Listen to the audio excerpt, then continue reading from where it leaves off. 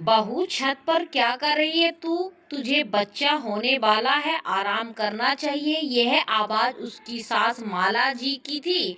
उसकी आवाज में चिंता नहीं, डांट और ताने ज्यादा थे। उससे पहले कि नेहा कुछ कहती, माला जी ने जोर से अपने बेटे नैतिक को पुकारा। नैतिक, जरा देख तो सही, तेरी बीवी छत पर खड़ी है, बोलना, इसे सबक सिखा। मानती ही नहीं। नैतिक कमरे से बाहर आया। वह वापस जाने के लिए तैयार हो रहा था। काली पैंट, हल्की नीली शर्ट और चेहरे पर हमेशा वाली गंभीरता। उसने ऊपर छत की ओर देखा। नेहा उससे नजरें मिलाने से बच गई। माँ, मैं निकल रहा हूँ, आप संभाल लेना इसे, नैतिक ने छोटा सा जवाब दिया और बाहर चला गया। नेहा वहीं खड़ी रह गई। उसकी आंखों में आंसू थे। उसे लगा जैसे इस घर में वह सिर्फ एक जिम्मेदारी है, ना कोई अपना, ना कोई सुनने वाला। नेहा का विवाह 3 साल पहले नैतिक से हुआ था। वह पढ़ी लिखी थी, एमए तक की पढ़ाई की थी। घर वाले चाहते थे कि शादी के बाद भी वह कॉलेज में लेक्चर बने, लेकिन माला जी को यह मंजूर नहीं था। बहू का काम घर देखना है, बाहर नौकरी करने की जरूरत नहीं। सास ने शादी के बाद ही साफ कह दिया था। नैतिक बीच का आदमी था।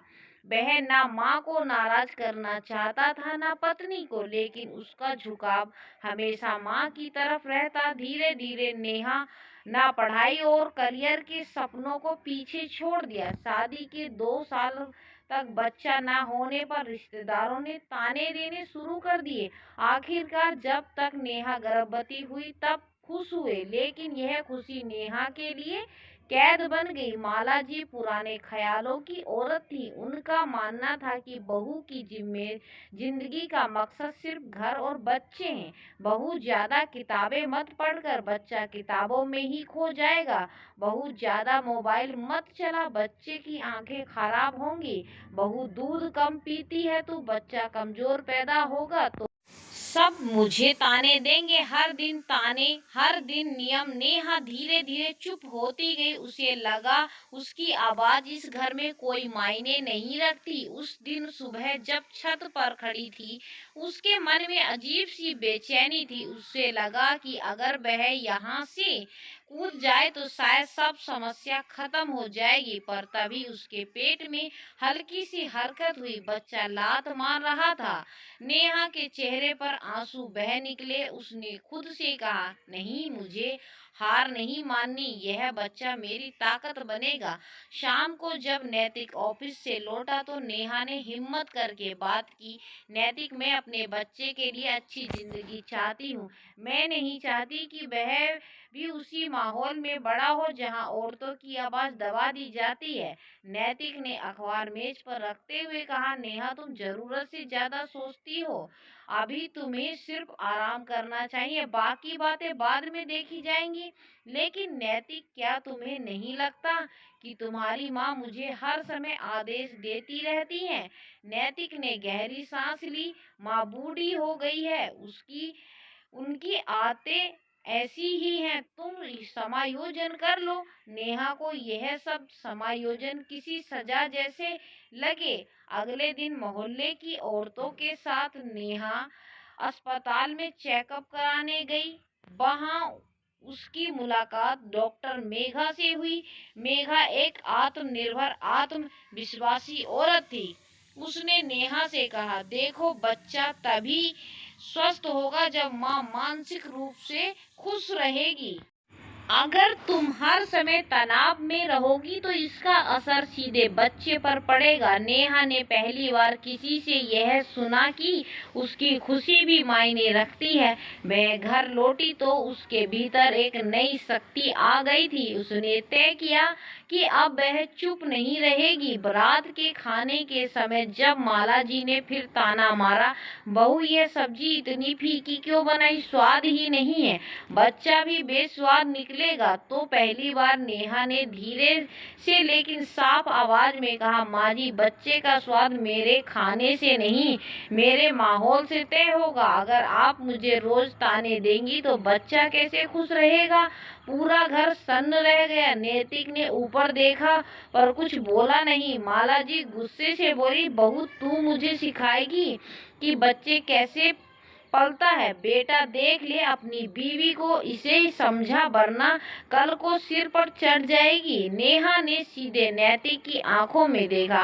आज तय करो नैतिक, तुम चाहते हो मैं खुश रहकर तुम्हारे बच्चे को जन्म दूं या हर दिन मरते हुए जीती रहूं। रात का सन्नाटा घर में फैला हुआ था। सब सो चुके थे लेकिन नेहा की आंखों में नींद नहीं थी। पेट में हल्की हल्की हरकतें उसे याद दिला रही थी वह अकेली नहीं है, उसके भीतर जिंदगी पल रही है। उसके मन में बार बार वही शब्द गूंज रहे थे, आज तय करो नैतिक। लेकिन नैतिक ने कोई जवाब नहीं दिया था। यही खामोशी नेहा को सबसे ज्यादा चुभ रही थी।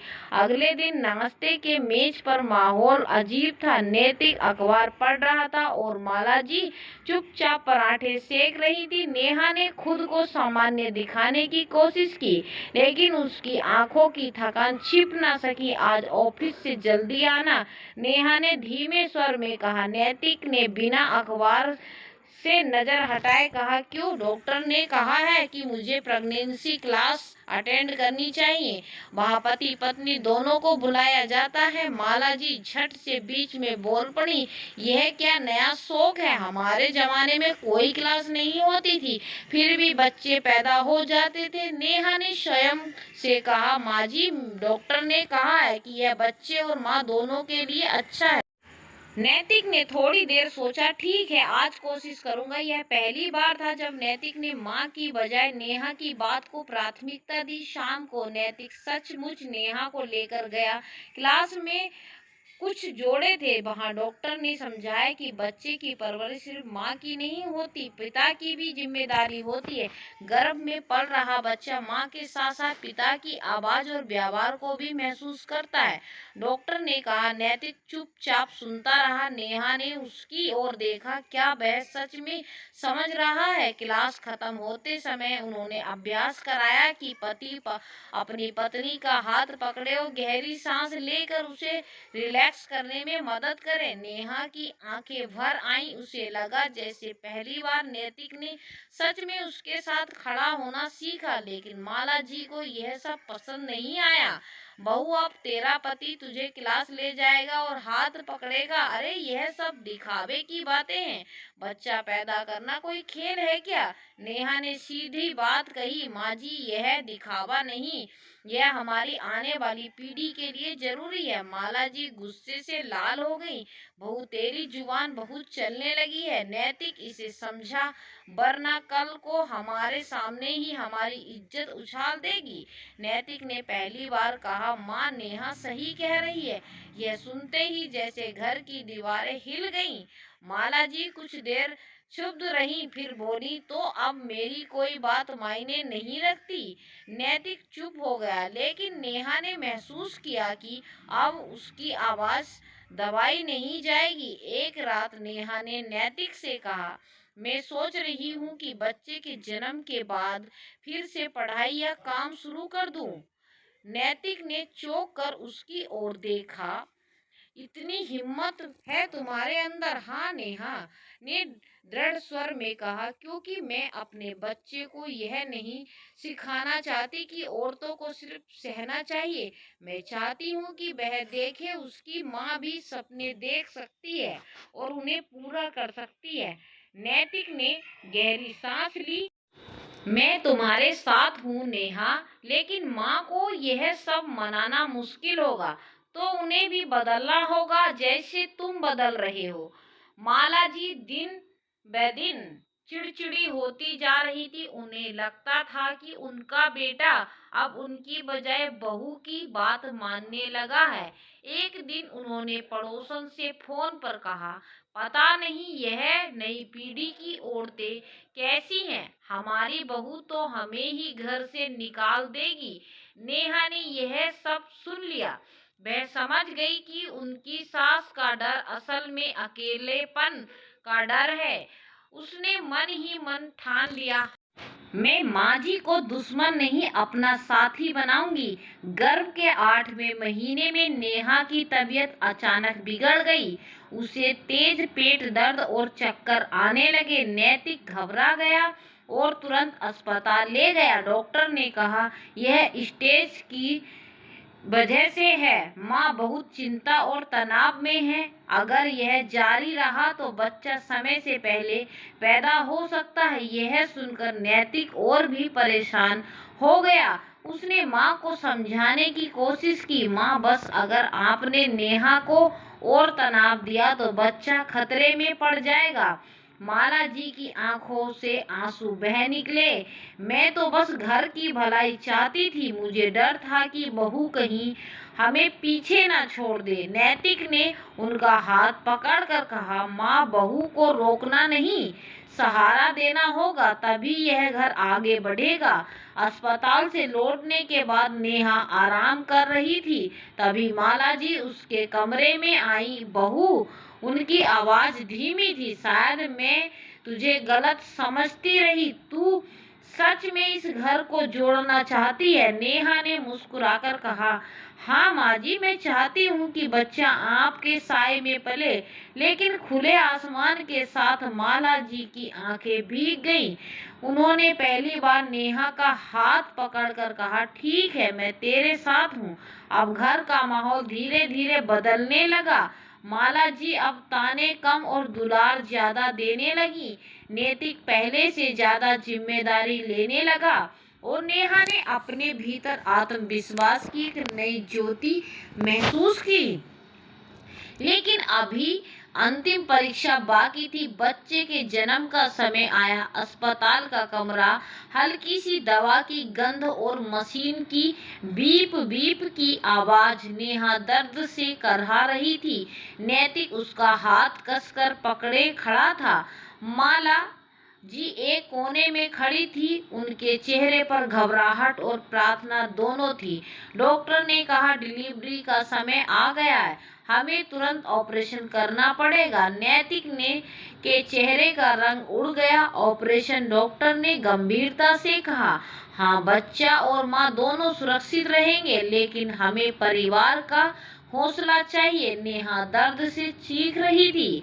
उसने माँ जी की तरफ देखा। माँ जी, डरिए मत, यह सिर्फ मेरी लड़ाई नहीं है, आपकी भी है। माला जी की आंखें भर आईं। वे भगवान के आगे हाथ जोड़कर खड़ी हो गईं। हे राम, मेरी बहू और बच्चे को सुरक्षित रखना।